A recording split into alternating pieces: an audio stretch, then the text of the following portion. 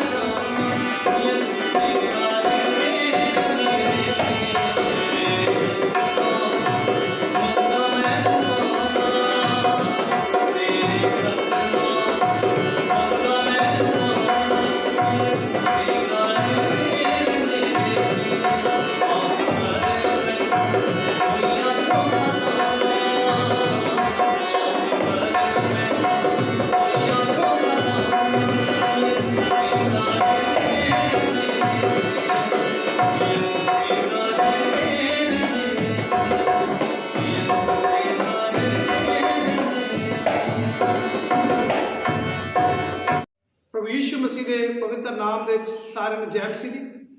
ਮੈਂ ਤੁਹਾਡਾ ਸਾਰਿਆਂ ਦਾ ਸਵਾਗਤ ਕਰਦਾ ਗੁੱਡ ਸ਼ੈਫਰਡ ਮਸੀਹ ਟੀਵੀ ਦੀ ਇਸ ਪਹਿਲੀ ਵੀਡੀਓ ਦੇ ਲਈ, ਜੋ ਕਿ ਅਸੀਂ ਇੱਕ ਗੀਤ ਔਰ ਸੰਦੇਸ਼ ਦੇ ਰੂਪ ਦੇ ਵਿੱਚ ਤੁਹਾਡੇ ਤੱਕ ਪਹੁੰਚਾ ਰਹੇ। ਤੁਸੀਂ ਹੁਣੇ ਹੀ ਬ੍ਰਦਰ ਥਾਮਸ ਗਿੱਲ ਜੀ ਦੀ ਆਵਾਜ਼ ਦੇ ਵਿੱਚ ਇੱਕ ਬੜਾ ਮਧੁਰ ਗੀਤ ਸੁਣਿਆ। ਸੋ ਹੁਣ ਅਸੀਂ ਕੁਝ ਸਮਾਂ ਪਰਮੇਸ਼ਵਰ ਦੇ ਪਵਿੱਤਰ ਵਚਨ ਦੇ ਉੱਤੇ ਮਨਨ ਕਰਾਂਗੇ। ਅੱਜ ਦੇ ਪਵਿੱਤਰ ਵਚਨ ਦੇ ਲਈ ਮੈਂ ਹਬਕੂਕ ਨਬੀ ਦੀ ਕਿਤਾਬ ਦੇ ਵਿੱਚ ਤੁਹਾਨੂੰ ਸਭਨਾਂ ਨੂੰ ਲੈ ਕੇ ਜਾਣਾ ਚਾਹੁੰਦਾ।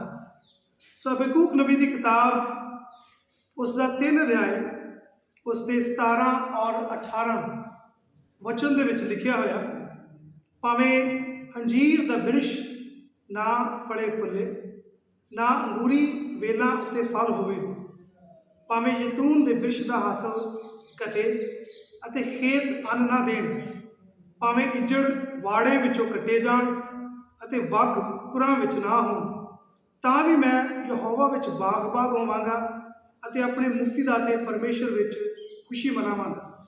ਇਹ ਪਰਮੇਸ਼ਰ ਦੇ ਵਚਨ ਦਾ ਇੱਕ ਬਹੁਤ ਹੀ ਮਹੱਤਵਪੂਰਨ ਤੇ ਬੜਾ ਪ੍ਰਸਿੱਧ ਹਿੱਸਾ ਹੈ, ਜੋ ਕਈ ਸਾਲਾਂ ਤੋਂ ਮਸੀਹੀਆਂ ਨੂੰ, ਪਰਮੇਸ਼ਰ ਦੇ ਪੈਰੋਕਾਰਾਂ ਨੂੰ ਬਲ ਦਿੰਦਾ ਰਿਹਾ ਹੈ। ਸੋ ਅੱਜ ਵੀ ਅਸੀਂ ਇਸੇ ਪਵਿੱਤਰ ਵਚਨ ਦੇ ਉੱਤੇ ਥੋੜਾ ਸਮਾਂ ਮਨਨ ਕਰਾਂਗੇ।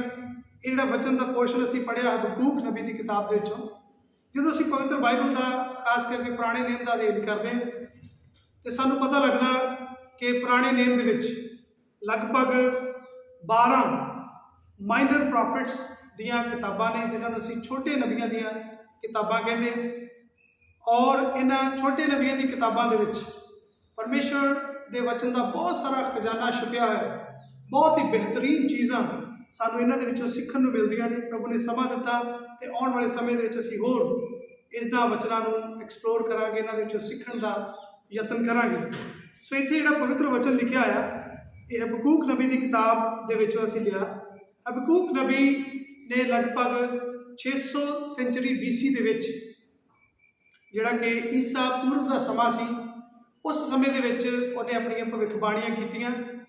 ਔਰ ਹਬਕੂਕ ਨਬੀ ਦੀ ਜਿਹੜੀਆਂ ਭਵਿੱਖਬਾਣੀਆਂ ਦਾ ਸਮਾਂ ਸੀਗਾ, ਇਹ ਲਗਭਗ ਉਸ ਸਮੇਂ ਤੋਂ ਥੋੜਾ ਸਮਾਂ ਪਹਿਲਾਂ ਸੀਗਾ, ਜਦੋਂ ਇਸਰਾਈਲ ਦਾ ਜਿਹੜਾ ਸਾਰਾ ਵੰਸ਼ਜ ਸੀਗਾ, ਜਿਹੜੇ ਉਹਨਾਂ ਦੇ ਸਾਰੇ ਲੋਕ ਸੀਗੇ, ਉਹ ਬਾਬਲ ਦੀ ਗੁਲਾਮੀ ਦੇ ਵਿੱਚ ਗਏ ਸੀਗੇ।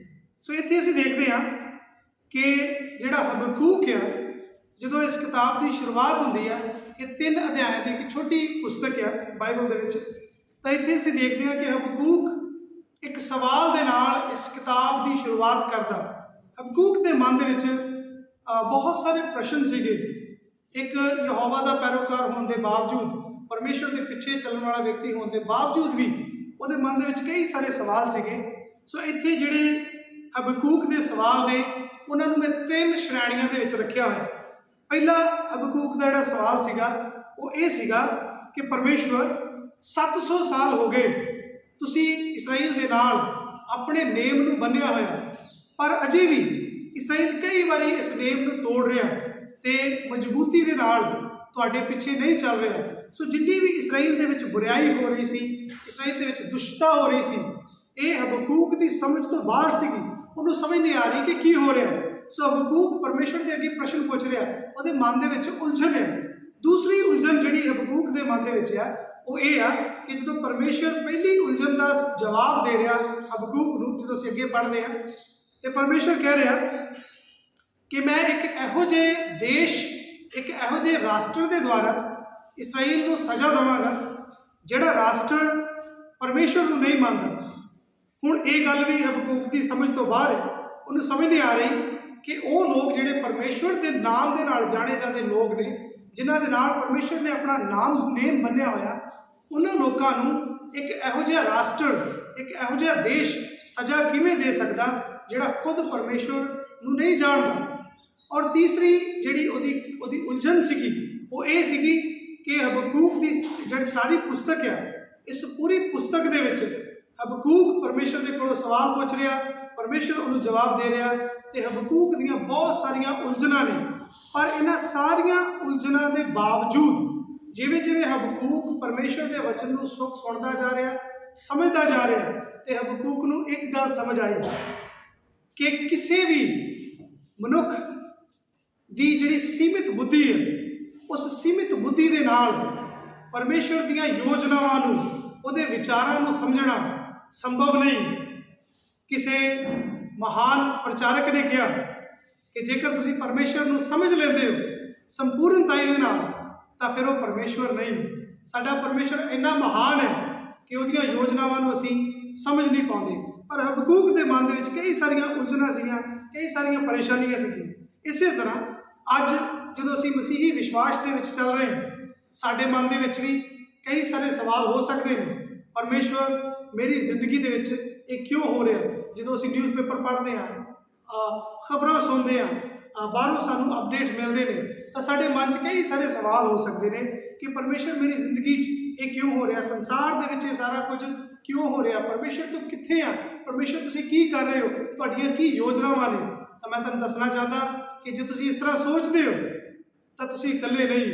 ਬਹੁਤ ਸਾਰੀਆਂ ਉਲਝਣਾਂ ਜਿਹੜੀਆਂ ਨੇ ਉਹ ਇੱਕ ਮਸੀਹੀ ਦੇ ਜ਼ਿੰਦਗੀ ਦੇ ਵਿੱਚ ਆਉਣੀਆਂ ਲਾਜ਼ਮੀ ਨੇ, ਹੋ ਸਕਦੀਆਂ ਨੇ, ਔਰ ਇਹਦੇ ਵਿੱਚ ਕੋਈ ਵੀ ਬੁਰਾਈ ਨਹੀਂ। ਪਰ ਜਦੋਂ ਅਸੀਂ ਇਸ ਕਿਤਾਬ ਦੇ ਉਸ ਵਚਨ ਤੇ ਜਾਂਦੇ ਹਾਂ, ਜਿਸ ਵਚਨ ਨੂੰ ਅਸੀਂ ਸ਼ੁਰੂਆਤ ਦੇ ਵਿੱਚ ਪੜ੍ਹਿਆ ਸੀਗਾ, ਤਾਂ ਹਬਕੂਕ ਨੂੰ ਇੱਕ ਗੱਲ ਦਾ ਗਿਆਨ ਹੋਇਆ।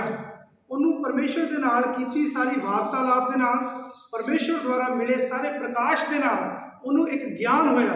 ਔਰ ਉਹ ਗਿਆਨ ਦਾ ਨਿਚੋੜ ਜਿਹੜਾ ਉਹ ਇਹਨਾਂ ਆਖਰੀ 3 ਆਇਤਾਂ ਦੇ ਵਿੱਚ ਉਹ ਬੜੇ ਸੁੰਦਰ ਤਰੀਕੇ ਦੇ ਨਾਲ ਪਰੋ ਰਿਹਾ। ਔਰ ਉਹ ਕਹਿ ਰਿਹਾ, ਭਾਵੇਂ ਅੰਜੀਰ ਦਾ ਬਿਰਸ਼ ਨਾ ਫਲੇ ਫੁੱਲੇ, ਨਾ ਅੰਗੂਰੀ ਵੇਲਾਂ ਉੱਤੇ ਫਲ ਹੋਵੇ, ਭਾਵੇਂ ਯਤੂਮ ਦੇ ਬਿਰਸ਼ ਦਾ ਹਾਸਲ ਘਟੇ ਤੇ ਖੇਤ ਅੰਨ ਨਾ ਦੇਣ, ਭਾਵੇਂ ਇੱਜੜ ਵਾੜੇ ਵਿੱਚੋਂ ਕੱਟੇ ਜਾਣ ਤੇ ਬੱਗ ਕੁਰਾਂ ਵਿੱਚ ਨਾ ਹੋਣ, ਤਾਂ ਵੀ ਮੈਂ ਯਹੋਵਾ ਦੇ ਵਿੱਚ ਬਾਗ ਹੋਵਾਂਗਾ। ਇਹ ਬਹੁਤ ਹੀ ਬਿਹਤਰੀਨ ਪਰਮੇਸ਼ਵਰ ਦਾ ਵਚਨ ਹੈ ਔਰ ਸਾਨੂੰ ਇਸ ਵਚਨ ਤੇ ਅੱਜ ਗੌਰ ਕਰਨ ਦੀ ਜ਼ਰੂਰਤ ਹੈ।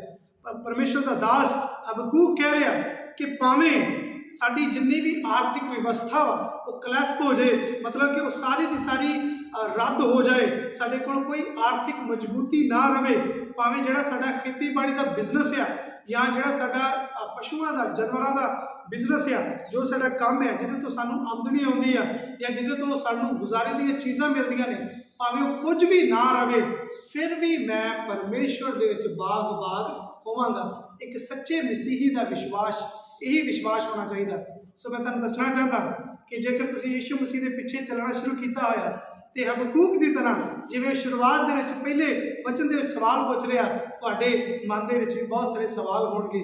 ਪਰ ਜਿਵੇਂ ਜਿਵੇਂ ਤੁਸੀਂ ਪਰਮੇਸ਼ਵਰ ਦੇ ਵਚਨ ਨੂੰ ਸਿੱਖਦੇ ਜਾਓਗੇ, ਜਿਵੇਂ ਜਿਵੇਂ ਤੁਸੀਂ ਇਹ ਸਿੱਖੋਗੇ ਕਿ ਪਰਮੇਸ਼ਵਰ ਦੀਆਂ ਯੋਜਨਾਵਾਂ ਸਾਡੀ ਸੀਮਿਤ ਬੁੱਧ ਦੇ ਵਿੱਚ ਕਦੀ ਸਮਾ ਨਹੀਂ ਸਕਦੀਆਂ, ਔਰ ਜਦੋਂ ਤੁਸੀਂ ਇਹ ਸਿੱਖ ਜਾਓਗੇ ਕਿ ਪਰਮੇਸ਼ਵਰ ਜੋ ਵੀ ਕਰ ਰਿਹਾ ਉਹ ਆਪਣੇ ਲੋਕਾਂ ਦੇ ਭਲੇ ਦੇ ਲਈ ਕਰ ਰਿਹਾ, ਪਰਮੇਸ਼ਵਰ ਦੀਆਂ ਯੋਜਨਾਵਾਂ ਭਾਵੇਂ ਮੈਨੂੰ ਸਮਝ ਨਹੀਂ ਆ ਰਹੀਆਂ, ਪਰ ਉਹਦੀਆਂ ਯੋਜਨਾਵਾਂ ਮੇਰੀ ਜ਼ਿੰਦਗੀ ਦੇ ਵਿੱਚ ਭਲਾਈ ਦੀਆਂ ਯੋਜਨਾਵਾਂ ਨੇ, ਤਾਂ ਫਿਰ ਤੁਸੀਂ ਵੀ ਕਹਿ ਸਕਦੇ ਹੋ ਕਿ ਭਾਵੇਂ ਮੇਰੀ ਜ਼ਿੰਦਗੀ 'ਚ ਕੁਝ ਵੀ ਹੋ ਜਾਏ, ਮੈਂ ਪਰਮੇਸ਼ਵਰ ਦੇ ਵਿੱਚ ਖੁਸ਼ ਰਹਾਂਗਾ, ਮੈਂ ਉਹਦੇ ਵਿੱਚ ਪ੍ਰਸੰਨ ਰਹਾਂਗਾ, ਉਹਦੀ ਸ਼ਾਂਤੀ ਮੇਰੇ ਮਨ ਦੇ ਵਿੱਚ ਬਣੀ ਰਹੇਗੀ ਔਰ ਇਸ ਸ਼ਾਂਤੀ ਨੂੰ ਕੋਈ ਵੀ ਡੇਗ ਨਹੀਂ ਸਕਦਾ। ਅਸੀਂ ਜਦੋਂ ਪਰਮੇਸ਼ਵਰ ਦੇ ਪਵਿੱਤਰ ਵਚਨ ਦੇ ਵਿੱਚੋਂ ਸਦਰਕ, ਮੇਸ਼ਕ ਤੇ ਅਬਦਨਗੋ ਦੇ ਬਾਰੇ ਜਾਣਦੇ ਹਾਂ, ਪੜ੍ਹਦੇ ਹਾਂ, ਤੇ ਉਹ ਇੱਕ ਸ਼ਬਦ ਕਹਿ ਰਹੇ ਨੇ, ਕਹਿੰਦੇ ਕਿ ਸਾਨੂੰ ਉਮੀਦ ਹੈ ਕਿ ਸਾਡਾ ਪਰਮੇਸ਼ਵਰ ਸਾਨੂੰ ਬਚਾਏਗਾ, ਪਰ ਜੇ ਨਾ ਵੀ ਬਚਾਏ ਫਿਰ ਵੀ, ਜਿਹੜਾ ਫਿਰ ਵੀ ਸ਼ਬਦ ਹੈ ਇਹ ਹਰ ਮਸੀਹੀ ਦੀ ਜ਼ਿੰਦਗੀ ਦੇ ਵਿੱਚ ਹੋਣਾ ਚਾਹੀਦਾ। ਜਿਵੇਂ ਯਿਸੂ ਮਸੀਹ ਕਹਿ ਰਿਹਾ, ਉਹਦੇ ਮਨ ਦੇ ਵਿੱਚ ਵੀ ਉਲਝਣ ਹੈ, ਹੇ ਮੇਰੇ ਪਰਮੇਸ਼ਵਰ ਤੂੰ ਮੈਨੂੰ ਕਿਉਂ ਛੱਡ ਦਿੱਤਾ? ਪਰ ਉਹ ਕਹਿ ਰਿਹਾ ਫਿਰ ਵੀ ਕੀ ਹੋ ਰਿਹਾ? ਯਿਸੂ ਮਸੀਹ ਕਹਿ ਰਿਹਾ, ਪਿਤਾ ਮੈਂ ਆਪਣੇ ਆਤਮਾ ਨੂੰ ਤੇਰੇ ਹੱਥਾਂ ਦੇ ਵਿੱਚ ਸੌਂਪ ਦਿੰਦਾ। ਸੋ ਇੱਕ ਮਸੀਹੀ ਦੀ ਜਿਹੜੀ ਯਾਤਰਾ ਵਾ, ਵਿਸ਼ਵਾਸ ਦੀ ਯਾਤਰਾ, ਆਤਮਿਕ ਯਾਤਰਾ, ਉਹ ਉਲਝਣਾਂ ਤੋਂ ਹੀ ਸ਼ੁਰੂ ਹੁੰਦੀ ਹੈ। ਪਰ ਜਿਵੇਂ ਜਿਵੇਂ ਅਸੀਂ ਪਰਮੇਸ਼ਵਰ ਦੇ ਵਚਨ ਨੂੰ ਸਿੱਖਦੇ ਜਾਵਾਂਗੇ, ਪਰਮੇਸ਼ਵਰ ਸਾਡੀਆਂ ਸਾਰੀਆਂ ਉਲਝਣਾਂ ਨੂੰ ਦੂਰ ਕਰੇਗਾ। ਪਰਮੇਸ਼ਵਰ ਤੁਹਾਨੂੰ ਇਹਨਾਂ ਵਚਨਾਂ ਦੇ ਦੁਆਰਾ ਬਹੁਤ ਸਾਰੀ ਬਰਕਤ ਦੇਵੇ। ਔਰ ਮੈਂ ਤੁਹਾਡੇ ਸਾਰਿਆਂ ਅੱਗੇ ਬੇਨਤੀ ਕਰਨਾ ਚਾਹੁੰਦਾ ਕਿ ਤੁਸੀਂ ਜ਼ਰੂਰ ਗੁੱਡ ਸ਼ੈਫਰਡ ਮਸੀਹ TV ਚੈਨਲ ਜਿਹੜਾ ਵਾ ਇਹਨੂੰ ਸਬਸਕ੍ਰਾਈਬ ਕਰੋ। ਆਉਣ ਵਾਲੇ ਦਿਨਾਂ ਦੇ ਵਿੱਚ ਅਸੀਂ ਇਸ ਚੈਨਲ ਦੇ ਵਿੱਚ ਜਿਹੜੇ ਕੁਝ ਸਾਡੇ ਵਿਸ਼ਵਾਸ ਦੇ ਮੋਢੀ ਲੋਕ ਨੇ, ਜਿਨ੍ਹਾਂ ਨੇ ਮਸੀਹਤ ਦੀ ਮੁੱਢ ਨੂੰ ਇਸ ਇਲਾਕੇ ਦੇ ਵਿੱਚ ਸ਼ੁਭ ਸਮਾਚਾਰ ਦੇ ਪ੍ਰਚਾਰ ਨੂੰ ਧਰਿਆ, ਉਹਨਾਂ ਦੀਆਂ ਇੰਟਰਵਿਊਜ਼ ਅਸੀਂ ਵੇਖਾਂਗੇ ਔਰ ਕੁਝ ਪੈਨਲ ਇੰਟਰਵਿਊਜ਼ ਦੇ ਦੁਆਰਾ ਅਸੀਂ ਜਿਹੜੀਆਂ ਵੀ ਮਸੀਹੀ ਲੋਕਾਂ ਦੇ ਮਨਾਂ ਦੇ ਵਿੱਚ ਉਲਝਣਾਂ ਹੋਣਗੀਆਂ ਉਹਨਾਂ ਦੇ ਬਾਰੇ ਅਸੀਂ ਜ਼ਰੂਰ ਗੱਲਬਾਤ ਕਰਾਂਗੇ। ਔਰ ਕੁਝ ਗੀਤਾਂ ਦੇ ਦੁਆਰਾ, ਕੁਝ ਚੰਗੀਆਂ ਗਵਾਹੀਆਂ ਦੇ ਦੁਆਰਾ, ਜਿਹੜੀਆਂ ਕਿ ਹਿੰਦੀ, ਪੰਜਾਬੀ ਅਤੇ ਅੰਗਰੇਜ਼ੀ ਦੇ ਵਿੱਚ ਹੋਣਗੀਆਂ, ਉਹਨਾਂ ਦੇ ਦੁਆਰਾ ਅਸੀਂ ਤੁਹਾਡੇ ਸਾਰਿਆਂ ਦੀ ਸੇਵਾ ਦੇ ਵਿੱਚ ਹਾਜ਼ਰ ਹੋਵਾਂਗੇ। ਪਰਮੇਸ਼ਰ ਤੁਹਾਨੂੰ ਸਾਰਿਆਂ ਨੂੰ ਬਹੁਤ ਸਾਰੀ ਬਰਕਤ ਦੇ। ਸਾਰਿਆਂ ਨੂੰ ਯਿਸੂ ਮਸੀਹ ਦੇ ਨਾਮ ਵਿੱਚ ਜੈ ਮਸੀਹ।